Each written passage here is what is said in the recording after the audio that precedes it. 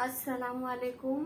मैं ज़ैबुनिसा शेख, मेरे इस चैनल पर आप सभी का स्वागत है। आज हम जो है हिंदी पढ़ेंगे।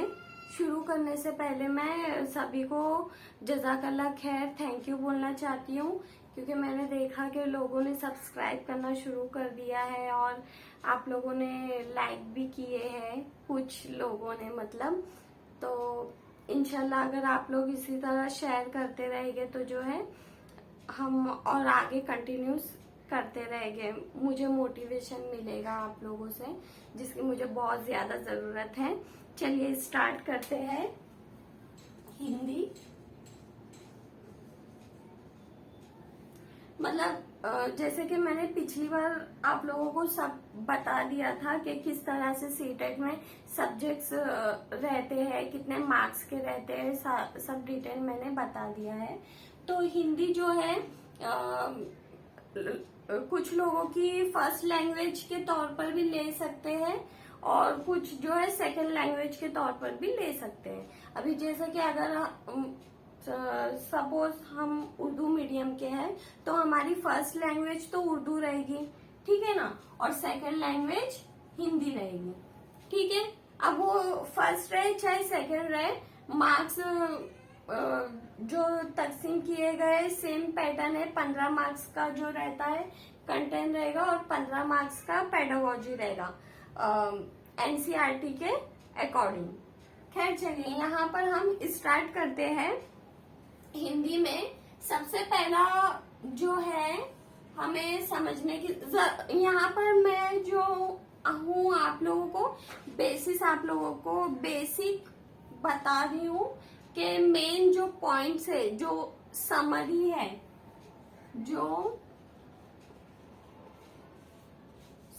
है, वो क्या क्या हो सकती है उस आधार पर, क्योंकि वक्त कम रह गया है और मैं भी वक्त निकाल नहीं पा रही हूँ, लेट स्टार्ट किया है, बस थोड़ा बिजी शेड्यूल होने की वजह से। खैर देखते हैं। जो शुरुआत है हमारी भाषा,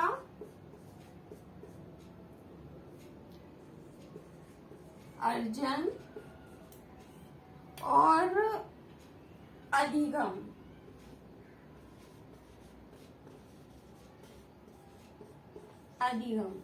इस तरह से कहा जाता है, भाषा अर्जन और भाषा अधिगम। अर्जन का मतलब होता है कि बच्चा बचपन से सीख रहा है, उसे कहते हैं भाषा अर्जन। मतलब उर्दू में हम कह सकते हैं इक्तसाब करना, ठीक है। और अधिगम देखिए, अर्जन का मतलब भी होता है सीखना, अधिगम का मतलब भी होता है सीखना, लेकिन फर्क क्या है कि अर्जन जो होता है उसमें बच्चा जो है बचपन से ही खुद ब खुद अपने घर में रहकर, अपनों के बीच में रहकर, अपनों से जो खुद ब खुद वो सीखता है उसे अर्जन कहते हैं। मतलब उसे कोई पकड़ कर सिखाता नहीं, अलग से ट्यूशन नहीं ली जाती है, उसे अलग से सिखाया नहीं जाता है रूल्स भाषा का कि देखो तुम्हें ना इस तरह से बोलना है, प्रेजेंट में इस तरह से बोलना है, माजी में इस तरह से बोलना है, नहीं, बिल्कुल भी नहीं। बच्चा बचपन से ही जो सुनता है, जो देख रहा है, जो सुन रहा है, जो बोल रहा है, धीरे धीरे शुरुआत में वो कुछ अल्फाज बोलता है, फिर धीरे धीरे उन्हें तोड़कर जोड़कर जुमले बनाता है और इस तरह से वो बोलना सीखता है। तो उसे हम कहते हैं भाषा अर्जन करना, यानी कि इक्तसाब करना। और अधिगम का मतलब ये है, जिसे हम उर्दू में कहेंगे आमोजिश, है ना। आमोजिश मतलब सीखना, कैसे? किसी के गाइडेंस के थ्रू, किसी की रहनुमाई में, किसी के जरिए सीखना। अब वो चाहे टीचर हो, चाहे वो पेरेंट्स हो, है ना, उनकी रहनुमाई में रह के जो खास तौर पर अलग से सिखाया जाता है उसे अधिगम कहते हैं। इसमें जो है मौलिम भी शामिल हो सकता है, ठीक है। मौलिम हो गया, या वो किसी किताब के जरिए सीख रहा है, और दीगर जरिए है सीखने के, जैसे कि आजकल मोबाइल हो गया या फिर कंप्यूटर हो गया। इस तरह से बहुत सी चीजें हो सकती है जिसके जरिए जो है वो सीख रहा है, यानी अधिगम कर रहा है। और अर्जन में, जैसा कि मैंने पूरा डिटेल आप लोगों को बताया कि वो बचपन से सीखता है, उसे कहते हैं अर्जन। अब यहाँ मिसाल हम ले सकते हैं कि अर्जन कर रहा है यानी सीख रहा है, तो मिसाल हम ले सकते हैं हमारी मातृभाषा, है ना, मातृभाषा यानी हमारी मादरी जबान, इसे हम कह सकते हैं ये जो भाषा है ये अर्जन है, हमारी भाषा अर्जन है। और यहाँ पर हम सेकंड लैंग्वेज के तौर पर ले सकते हैं, जैसे कि हिंदी हो गई, हिंदी हो गई, या मराठी, या अंग्रेजी, जिसे अलग से सीखा जाता है, उसे हम अधिगम कह सकते हैं।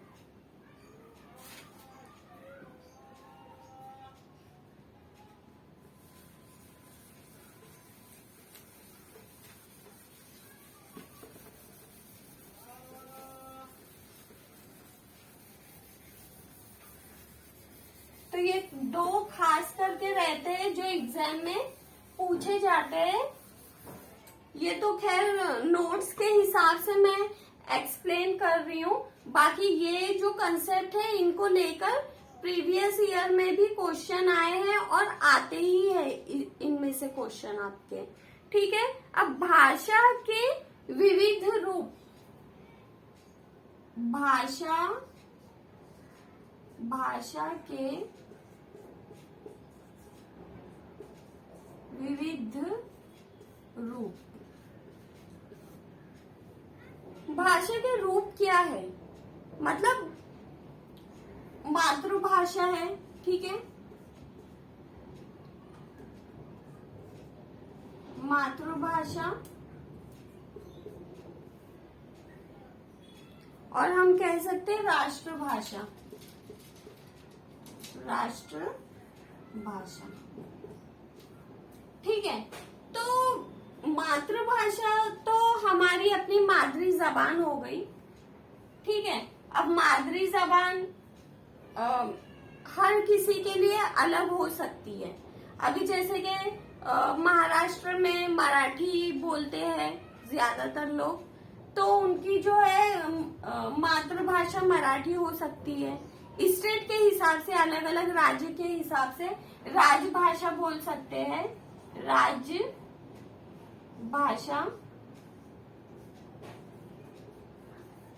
ठीक है।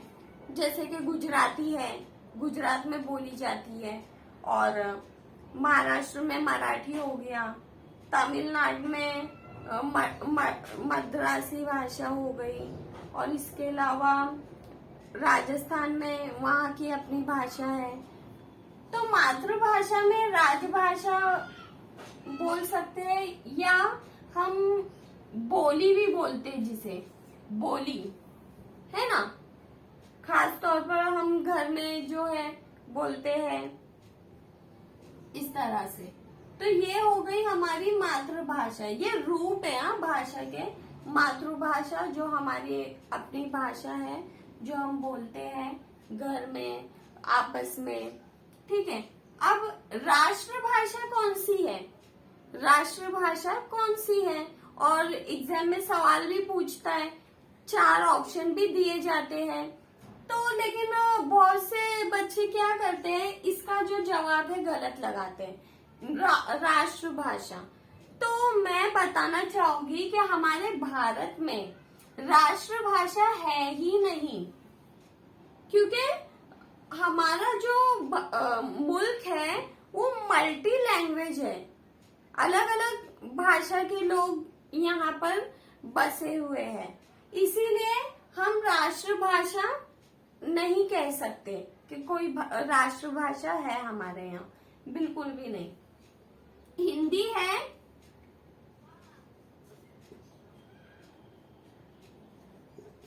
है जो कि सरकारी कामों वगैरह में इसका यूज होता है, हिंदी का और मराठी का।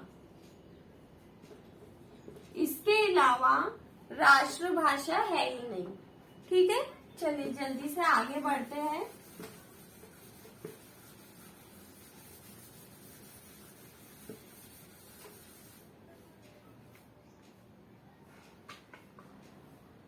अब यहाँ पे दिया गया है जीन प्याजे।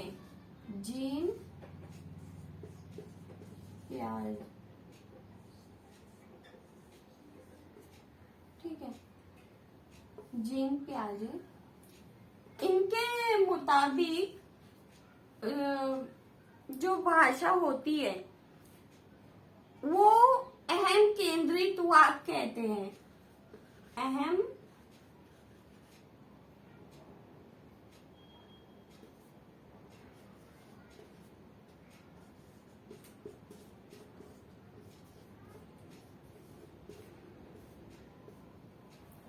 ये कहते हैं अहम केंद्रित वाक्य भाषा को।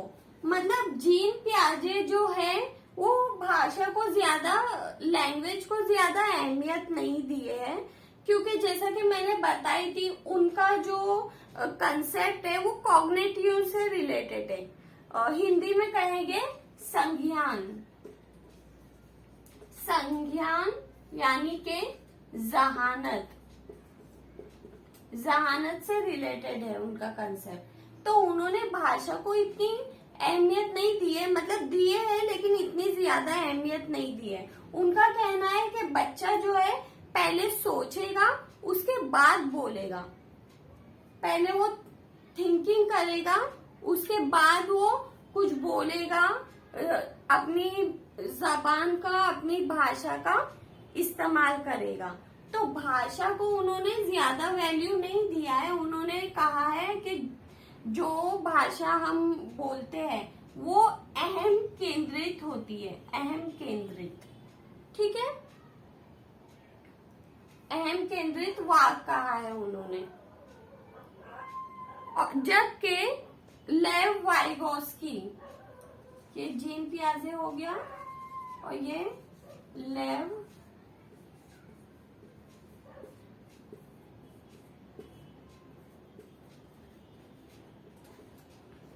वाइगोस्की ने कहा है कि बच्चा जो है ना वो भाषा समाज में रहकर सीखता है, समाज में।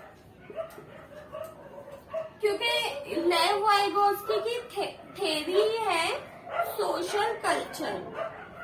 ठीक है, सोशियो कल्चर, ये लेव वाइगोस्की की थ्योरी है।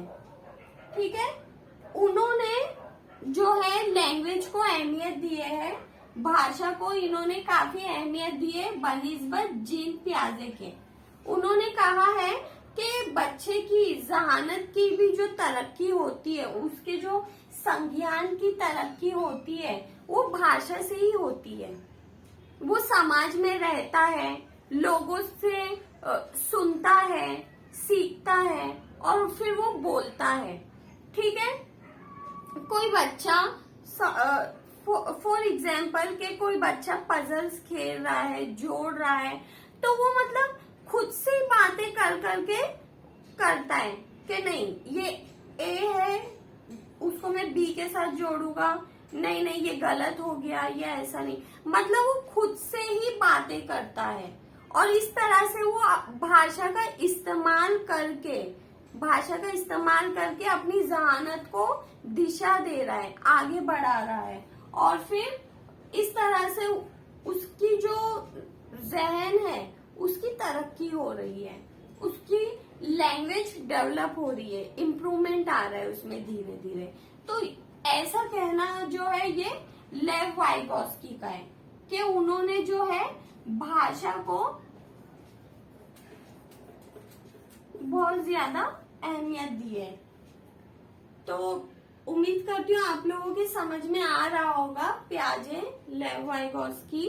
इसके अलावा एक और शख्स है जिसे हम कहते हैं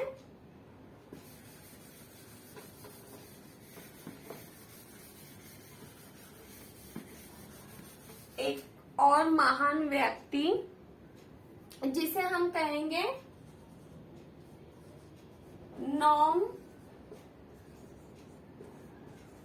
चॉम्स्की। नोम चॉम्स्की, हाँ। तो नोम चॉम्स्की जो है, इनका कंसेप्ट ये है कि अर्जन वाला, भाषा अर्जन वाला, ठीक है।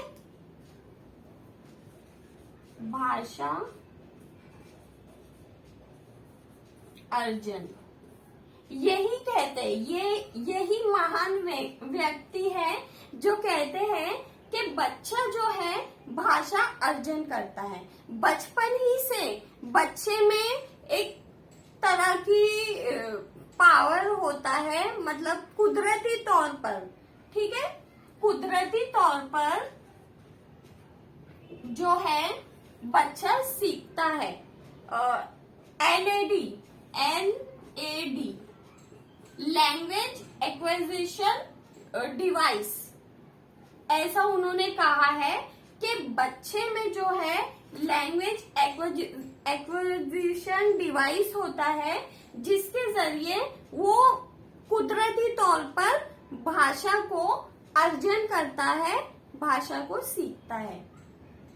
आ गई बात समझ में आपके?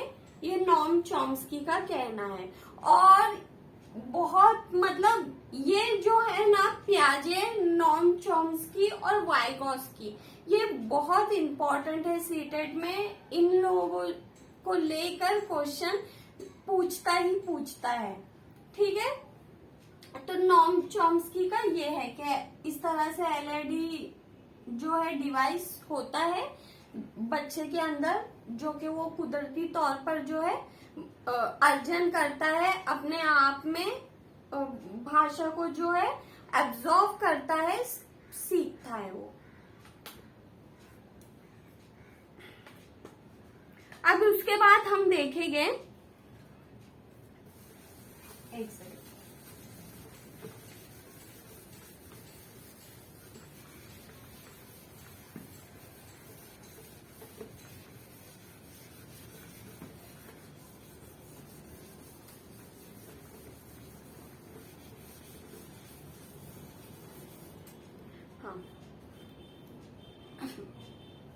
नेक्स्ट पॉइंट है शिक्षण त्रिआयामी।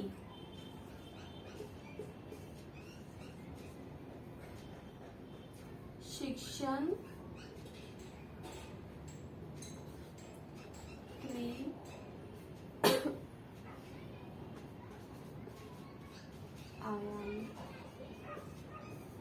ये जो भी मैं आप लोगों को बता रही हूँ, ये बहुत मतलब मेन कंसेप्ट्स है जो मैंने नोट्स बनाई थी, उसी से मतलब मैं आप लोगों को बता रही हूँ।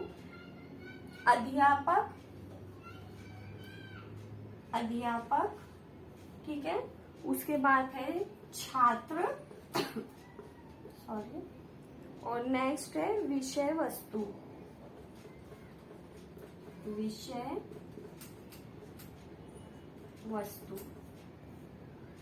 ठीक है।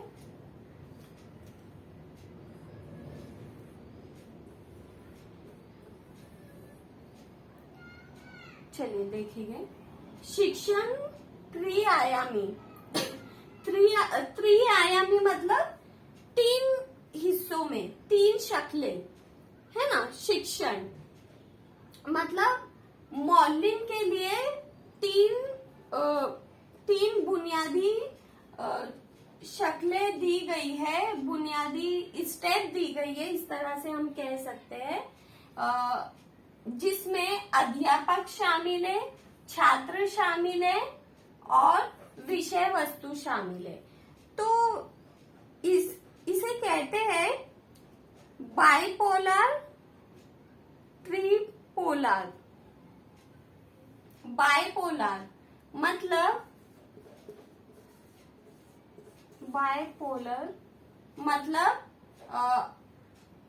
मौलिम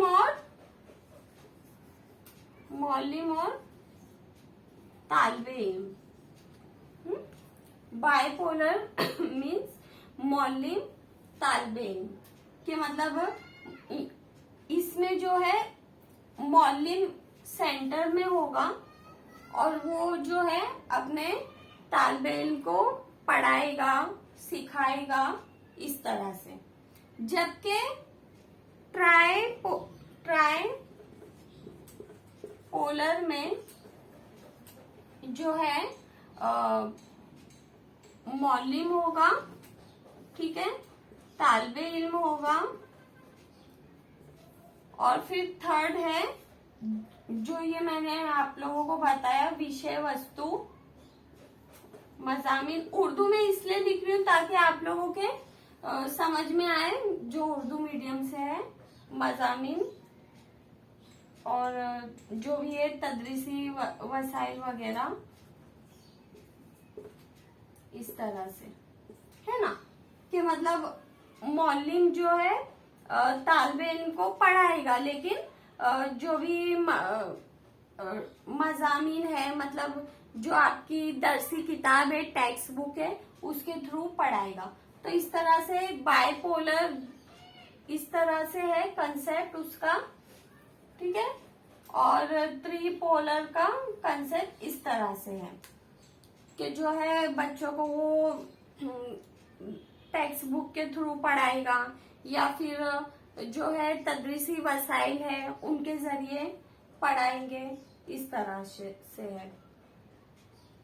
तो उम्मीद करती हूँ ये शिक्षण त्रिआयामी आप लोगों के समझ में आया होगा, इसमें ये है। बाकी एक बात मैं बताना चाहती हूँ कि NCF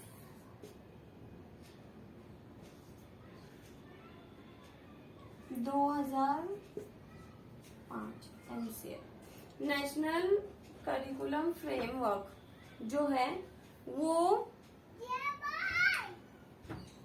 सेकंड